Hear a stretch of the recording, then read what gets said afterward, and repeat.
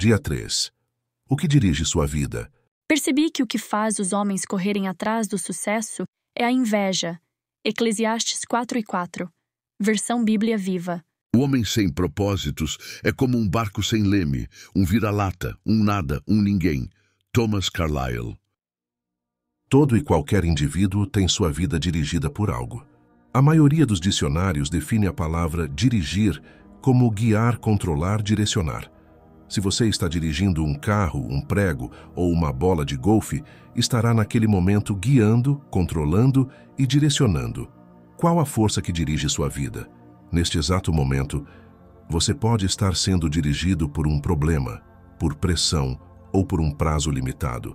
Você pode estar sendo dirigido por uma lembrança dolorosa, um temor pungente ou uma crença inconsciente. Existem centenas de circunstâncias, valores e emoções que podem dirigir sua vida. Eis aqui 5 dos mais comuns. Muitos são dirigidos pela culpa. Tais pessoas passam a vida inteira fugindo do remorso e ocultando sua vergonha. Pessoas dirigidas pela culpa são manipuladas por suas lembranças. Elas permitem que seu passado controle seu futuro. Elas frequentemente culpam a si mesmas por sabotarem o próprio sucesso. Quando Caim pecou, sua culpa o fez cair da presença de Deus, e Deus disse: "Você será um fugitivo errante pelo mundo." Gênesis 4:12. Isso descreve a maioria das pessoas hoje em dia, perambulando pela vida sem propósito. Somos produto de nosso passado, mas não temos de ser prisioneiros dele. O propósito de Deus não é restringido pelo seu passado. Ele tornou um assassino chamado Moisés em um líder e um covarde chamado Gideão em um corajoso herói. Ele também pode fazer coisas maravilhosas com o resto de sua vida. Deus é especialista em dar às pessoas um novo começo.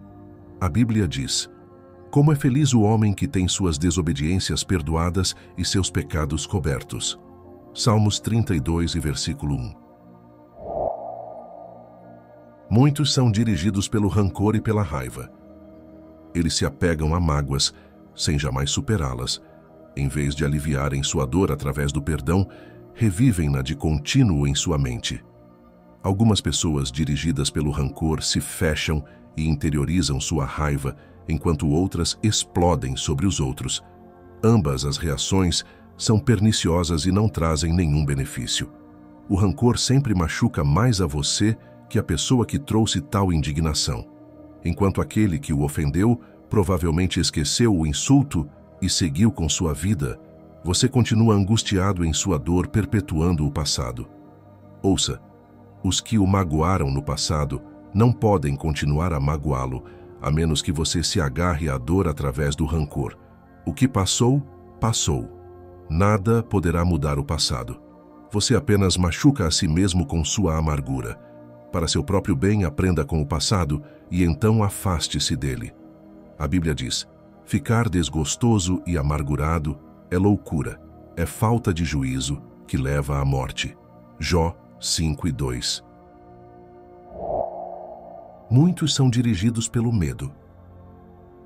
Seus temores são provavelmente o resultado de experiências traumáticas e de expectativas ilusórias, do crescimento em um lar extremamente severo ou mesmo de predisposição genética. Independentemente do que tenha causado tal situação, pessoas dirigidas pelo medo com frequência perdem grandes oportunidades por terem medo de correr riscos. Em vez disso, elas se comportam de maneira cautelosa, evitando riscos e tentando manter a situação vigente. O medo é a autoimposição de um cárcere, que o impedirá de se tornar o que Deus pretende que você seja. Você tem de agir contra isso com as armas da fé e do amor. A Bíblia diz: "No amor não há medo." Ao contrário, o perfeito amor expulsa o medo, porque o medo supõe castigo. Aquele que tem medo não está aperfeiçoado no amor. 1 João 4:18. Muitos são dirigidos pelo materialismo. Seu desejo de adquirir se torna o único objetivo na vida. O impulso de sempre querer mais baseia-se no conceito errôneo de que ter mais me tornará mais feliz, mais importante e mais protegido. Mas os 3 pensamentos são falsos. Posse somente trazem felicidade temporária. Uma vez que as coisas não se modificam, acabamos nos entediando e então passamos a desejar modelos mais novos, maiores e melhores. Também é um mito a concepção de que, quanto mais possuir, mais importante serei. Autoestima e patrimônio não são a mesma coisa. Seu valor não é determinado pelas suas posses, e Deus deixa claro que as coisas mais valiosas da vida não são os bens. O mito mais frequente a respeito do dinheiro é o que diz que quanto mais dinheiro se tem, mais protegido se está. Isso não é verdade. Riquezas podem ser perdidas em um piscar de olhos, em virtude de uma enorme quantidade de fatores incontroláveis. A verdadeira proteção só pode ser achada naquilo que nunca poderão tomar de você: seu relacionamento com Deus. Muitos são dirigidos pela necessidade de aprovação. Eles permitem que as expectativas dos pais, esposas, filhos, professores ou amigos controlem sua vida. Muitos adultos ainda tentam ganhar a aprovação de pais que nunca estão satisfeitos. Outros são dirigidos pela pressão social, sempre preocupados com o que os outros poderiam pensar. Infelizmente, os que seguem a multidão acabam normalmente perdidos nela. Não conheço todas as chaves do sucesso, mas uma chave para o fracasso é tentar agradar a todos. Ser controlado pelas opiniões dos outros é uma forma segura de deixar de lado os propósitos de Deus para a sua vida. Jesus disse: ninguém pode servir a 2 senhores. Mateus 6:24. Existem outras influências que podem dirigir sua vida, mas todas levam ao mesmo impasse: potencial não aproveitado, estresse desnecessário e uma vida não realizada. Esta jornada de 40 dias mostrará como ter uma vida dirigida por propósitos, uma vida guiada, controlada e direcionada pelos propósitos de Deus. Nada é mais importante do que conhecer os propósitos de Deus para a sua vida, e nada pode compensar o prejuízo de não conhecê-los, nem o sucesso, nem as riquezas, nem a fama, nem os prazeres. Sem um propósito, a vida é um movimento sem sentido, uma atividade sem direção e acontecimentos sem motivo. Sem um propósito, a vida é trivial, mesquinha e inútil. As vantagens de uma vida dirigida por propósitos. Existem 5 grandes vantagens em se levar uma vida dirigida por propósitos. Primeiro, conhecer o propósito de sua vida faz que ela tenha sentido. Fomos feitos para ser importantes. É por isso que as pessoas usam métodos questionáveis, como astrologia e psicologia, para descobrir isso. Quando a vida faz sentido, você pode suportar quase tudo. Sem isso, tudo é insuportável. Um jovem na casa dos 20 anos escreveu: sinto-me um fracassado, pois luto para me tornar algo e nem ao menos sei o quê. Tudo o que sei fazer é sobreviver. Algum dia, se eu descobrir o meu desígnio, sentirei que estou começando a viver. Sem Deus, a vida não tem nenhum propósito. E sem um propósito, a vida não tem significado. Sem um significado, a vida não tem relevância ou esperança. Na Bíblia, diversas pessoas expressaram sua falta de esperança. Isaías queixou-se: tenho me afadigado sem qualquer propósito. Tenho gastado minha força em vão e para nada. Isaías 49:4. Jó disse: meus dias são vazios e sem esperança. Detesto a vida, não quero mais viver. Deixa-me em paz, pois a minha vida não vale nada. Jó capítulo 7, versos 6 e 16, versão Bíblia Viva. A maior de todas as desgraças não é a morte, mas uma vida sem propósitos. A esperança é tão essencial para a sua vida como o ar e a água. É preciso esperança para vencer. O Dr. Bernie Siegel descobriu que podia prever qual de seus pacientes com câncer apresentariam melhoras ao perguntar: você quer viver até os 100 anos de idade? Os que tinham profunda noção do propósito de sua vida respondiam sim, e eram aqueles com maiores probabilidades de sobrevivência. A esperança é gerada quando se tem propósitos. Se você tem se sentido sem esperança, não desista. Coisas maravilhosas acontecerão em sua vida quando você começar a viver com propósitos. Deus diz: porque sou eu que conheço os planos que tenho para vocês, diz o Senhor. Planos de fazê-los prosperar e não de lhes causar dano. Planos de dar-lhes esperança e um futuro. Jeremias 29:11. Você pode ter a sensação de estar enfrentando uma situação impossível. Mas a Bíblia diz: pelo seu grandioso poder operando em nós, Deus é capaz de fazer muito mais do que nós jamais ousaríamos pedir ou mesmo imaginar, infinitamente além de nossas mais sublimes orações, anseios, pensamentos ou esperanças. Efésios 3:20. Segundo, conhecer seu propósito simplifica a vida. Ele define o que você faz e o que você não faz. O propósito se torna o padrão pelo qual você avalia quais ações são essenciais e quais não são. Você simplesmente pergunta: esse ato me ajuda a cumprir o propósito de Deus para a minha vida? Sem um propósito claro, ficamos sem alicerce sobre o qual fundamentar decisões, destinar o tempo e empregar os recursos. A tendência será tomar decisões com base nas circunstâncias, nas pressões do momento e no humor do dia. Quem não conhece seu propósito tenta realizar além do que deve e isso causa estresse e fadiga, gerando conflitos. É impossível fazer tudo o que as pessoas querem que você faça. O seu tempo só é suficiente para fazer a vontade de Deus. Se você não consegue realizá-la por completo, significa que você está tentando fazer mais do que Deus pretendia que você fizesse, ou possivelmente você está assistindo muito à televisão. Uma vida dirigida por propósito leva a um estilo de vida mais simples e a uma agenda mais equilibrada. A Bíblia diz: a vida vistosa e arrogante é vida vazia. A vida simples e comum é vida plena. Provérbios 13:7. Isso também leva à paz de espírito.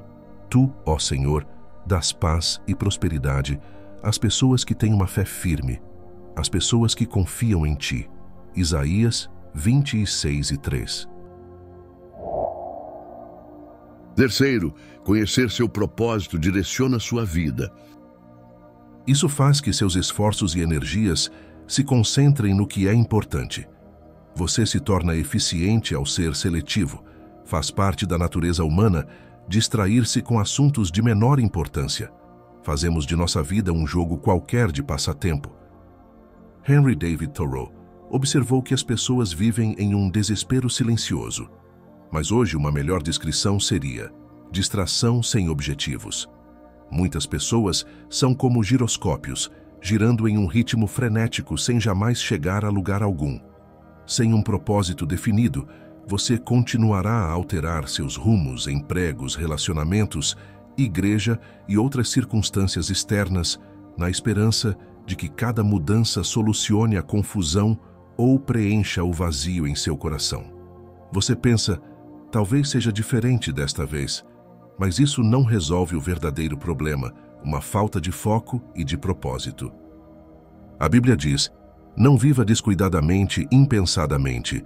Certifique-se de que você compreende o que o Mestre quer. Efésios 5:17. A capacidade de focalização pode ser verificada na luz. A luz difusa tem impacto e energia reduzidos, mas você pode concentrá-la ao focalizá-la. Com uma lente de aumento, os raios do sol podem ser direcionados, a fim de atear fogo à grama ou a um pedaço de papel. Quando a luz é ainda mais concentrada, como em um raio laser, ela pode cortar o aço. Não há nada tão potente como uma vida direcionada que é vivida com um propósito. Os homens e mulheres que mais influenciaram a história foram os mais concentrados numa direção. O apóstolo Paulo, por exemplo, difundiu o cristianismo no Império Romano praticamente sozinho. Seu segredo era uma vida direcionada. Ele disse: eu estou concentrando minhas energias unicamente nisto, esquecer o que já passou e avançar para o que está à minha frente. Filipenses 3:13. Se você quer que sua vida tenha impacto, focalize-a.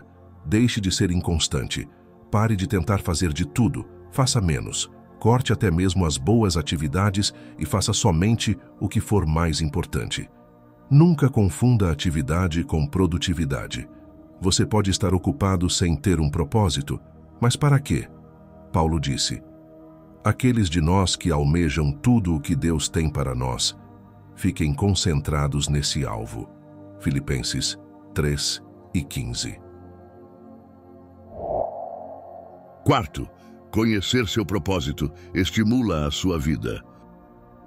O propósito sempre produz entusiasmo. Nada traz mais vigor que um propósito claro. No entanto, a paixão se esvai quando falta um propósito. Até mesmo levantar-se da cama se torna um fardo.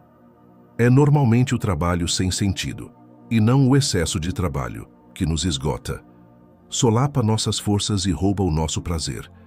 George Bernard Shaw escreveu: esta é a verdadeira alegria da vida, ser usado por um propósito reconhecido por você mesmo como digno, ser uma força da natureza, em vez de um exaltado e egoísta amontoado de ressentimentos e frustrações, sempre reclamando que o mundo não se devota a torná-lo feliz. Quinto, conhecer seu propósito o prepara para a eternidade. Muitas pessoas passam a vida tentando criar um legado a ser deixado sobre a terra. Elas querem ser lembradas quando partirem. Entretanto, o que em última análise mais importa não é o que os outros dizem sobre sua vida, mas o que Deus diz. O que as pessoas não percebem é que todas as realizações acabam sendo superadas. Recordes são quebrados, reputações desvanecem e homenagens são esquecidas. Na faculdade, a meta de James Dobson era ser o campeão de tênis da instituição. Ele sentiu-se orgulhoso quando seu troféu foi posto em um local de destaque na sala de troféus da faculdade. Anos mais tarde, alguém enviou-lhe o troféu pelo correio.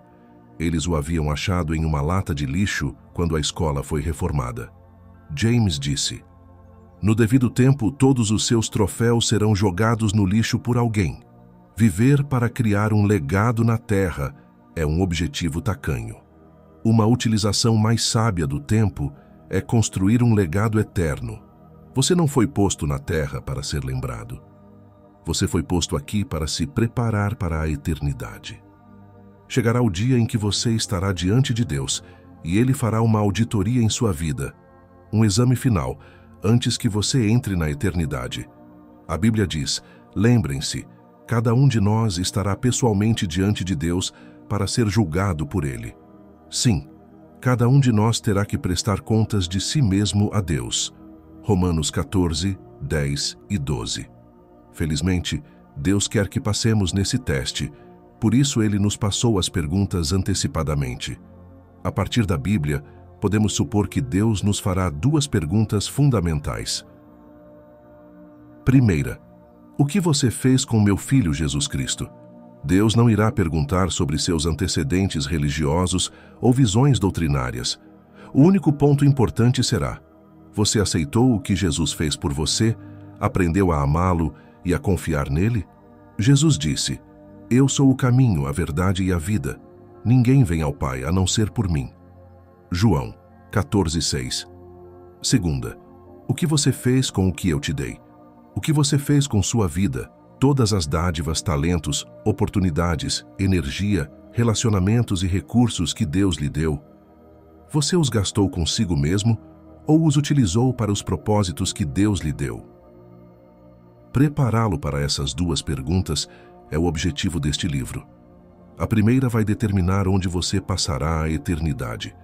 A segunda determinará o que você fará na eternidade. Ao terminar este livro, você estará pronto para responder a essas duas perguntas. Tu, ó Senhor, dás paz e prosperidade às pessoas que têm uma fé firme, às pessoas que confiam em Ti. Isaías 26, 3.